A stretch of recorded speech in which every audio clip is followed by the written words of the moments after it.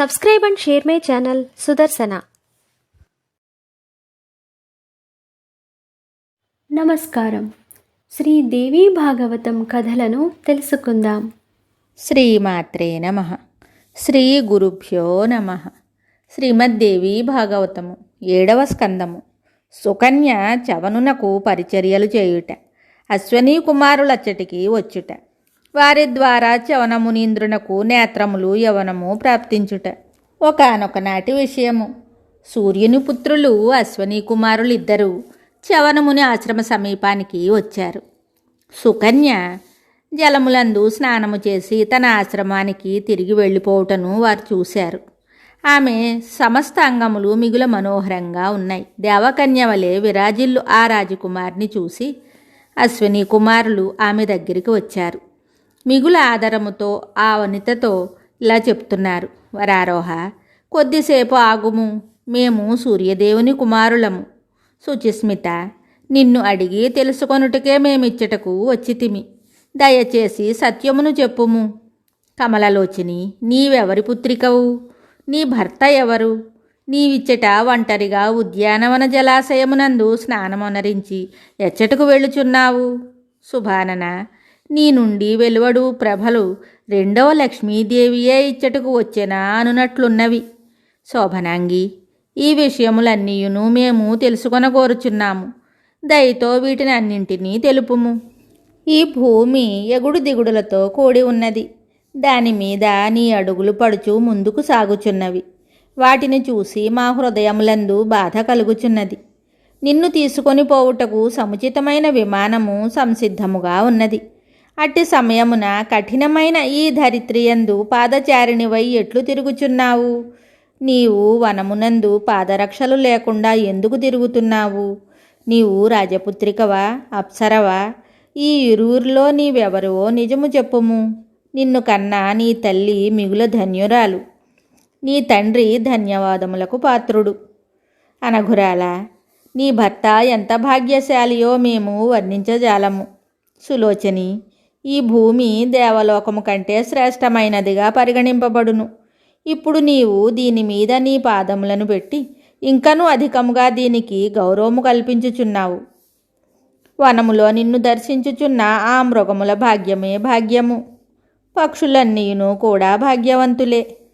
నీవు అడుగుడుట వలన ఈ భూమి పరమ పవిత్రమైనది.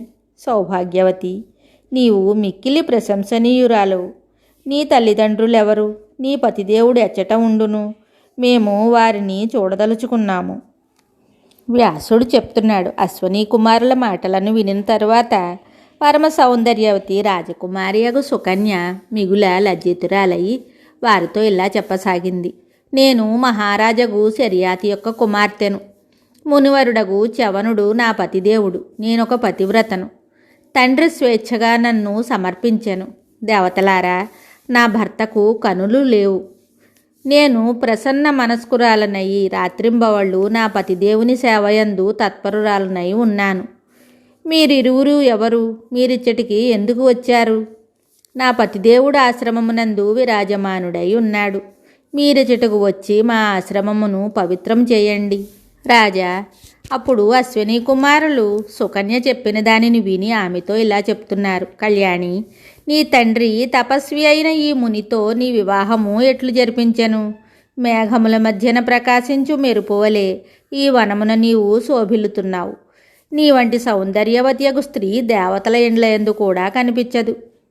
నీవు దివ్య వస్త్రములను ధరించవలెను. ఈ నారచీరలు నీకు శోభనివ్వలేవు. ఆ నేత్రహీనుడైన భర్త నీకెట్లు లభించెను?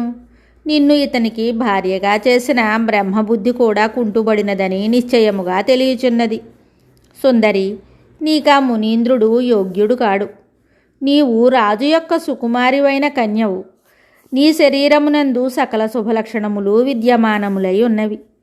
అదృష్టలోపముననే ఈ నిర్జనవనమునందు నీవు నివసించుట జరిగినది. వ్యాసుడు చెప్తున్నాడు. అశ్వనీ కుమారుల మాటలను విని మితభాషిణియగు సుకన్య శరీరమంతయును కంపించసాగెను. ఆమె ధైర్యమును కూడగట్టుకొని వారితో చెప్తోంది: దేవతలారా, మీరు భగవంతుడగు సూర్యుని పుత్రులు. మీరు సర్వజ్ఞులు, దేవశిరోమణులు. నేను ధర్మం యొక్క మర్యాదను పాటించు ఒక సతీ స్త్రీని. మీరు నన్ను గురించి అట్లు పలుకరాదు. మునివరులారా, నా తండ్రి నన్ను యోగధర్మీయగు మునికి సమర్పించెను. దురాచారుణులకు స్త్రీలను నేనెట్లు అనుసరించదను? కశ్యపనందనుడు భువనభాస్కరుడగు సూర్యభగవానుడు సమస్త ప్రాణుల కర్మలకు సాక్షి. ఆయన సమస్తమును చూచుచుండును. మీ నోటి నుండి అట్టి మాటలు ఎన్నడును వెలువడరాదు. ఉత్తమ వంశపు కన్య తన భర్త నుండి విముఖురాలు ఎట్లగును? ఈ జగత్తు మిథ్య. దీని ధర్మ నిర్ణయము ఎరిగిన మహానుభావులు మీరు. మీ ఇష్టము వచ్చిన చోటికి వెళ్ళిపోండి, లేకపోయినచో నేను శాపమిచ్చెదను. పతివ్రత ధర్మమును పాలించు శర్యాతి కుమార్తెను సుకన్యను నేను. వ్యాసుడు చెప్తున్నాడు. సుకన్య మాటలను విని అశ్వనీ కుమారుల ఆశ్చర్యానికి అవధులు లేకున్నాయి. మునివరుడగు చవనుడనిన వారికి ఎంతో భయము కలిగింది. వారి హృదయము శంకావహమైంది. సుకన్యతో వారు మళ్ళా ఇలా చెప్తున్నారు. ఉత్తమ అంగములతో శోభిల్లు రాజకుమారి, నీ ఈ ధర్మపాలనతో మా హృదయములు గద్గదికములగుచున్నవి. నీవు నీ శుభమును కోరి వరమునడుగుము. మేము నీ కొసగుటకు సంసిద్ధులమై ఉన్నాము. వనిత, మేము దేవవైద్యులమని నీవు తెలుసుకొనుము. నీ భర్తను సుందరమైన యువకునిగా రూపొందించు సామర్థ్యము మాయందు కలదు. పరమ బుద్ధిమతివైన బాల, నీ భర్తను మాతో సమానుడైన సౌందర్యవంతునిగా చేసేదము. అప్పుడు మా ముగ్గురిలో ఎవరినో ఒకరిని పతిగా వరించుము.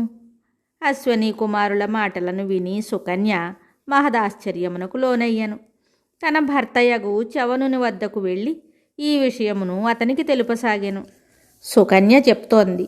భార్గవ వంశమును ఆనందింపజేయు స్వామి, ఇప్పుడు మీ ఆశ్రమమునందు సూర్యపుత్రులకు అశ్వనీ కుమారులు వచ్చి ఉన్నారు. వారి శారీరక ఆకృతి మిగుల దివ్యమై ఉన్నది. సుందరినైనా నన్ను చూసి వారిరువురును కామాతురులయ్యారు. స్వామి, వారు నాతో చెప్పారు, మేము నీ భర్తను నవయువకునిగా దివ్య శరీరధారిగా చూపు కలిగిన వానిగా రూపొందించదము. ఇందులో ఏ సందేహము లేదు. నీ భర్తను మాతో సమానముగా సౌందర్యవంతుని చేసేదము. దానికొక షరతు కలదు. మా ముగ్గురిలో ఎవరినో ఒకరిని నీవు భర్తగా ఎన్నుకొనవలెను. సాధుపుంగవ, వారి మాటలను విని ఈ అద్భుత కార్యమును గురించి మీకు తెలుపుటకు నేనిక్కడకు వచ్చి ఉన్నాను. ఆపదతో కూడిన ఇట్టి కార్యము దాపురించినప్పుడు నేనేమి చేయవలనో దయచేసి తెలుపుడు. దేవతల మాయ వెంటనే అర్థమగుట కూడా అసంభవము. వారి మనస్సు నెరుగుటకు నేను సమర్థురాలును కాను. మీరు సర్వజ్ఞులు. ప్రభు, నన్ను ఆజ్ఞాపించుడు. మీ కోరికకు అనుగుణముగా నేను నడుచుకొందును. చవనుడు చెప్తున్నాడు. కాంత, నీవిప్పుడే దివ్య వైద్యులకు అశ్వనీ కుమారుల దగ్గరకు వెళ్ళుము. వెంటనే వారిని ఇక్కడకు తీసుకొని రమ్ము. వారు చెప్పిన దానికి నీవు వెంటనే అంగీకారమును తెలుపుము.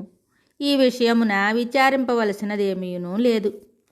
మిగతా కథ తరువాయి భాగంలో తెలుసుకుందాము. శుభం. శ్రీ దేవీ భాగవతం తరువాయి భాగంలో మళ్ళీ కలుద్దాం. నమస్కారం. Subscribe and share my channel Sudarshana.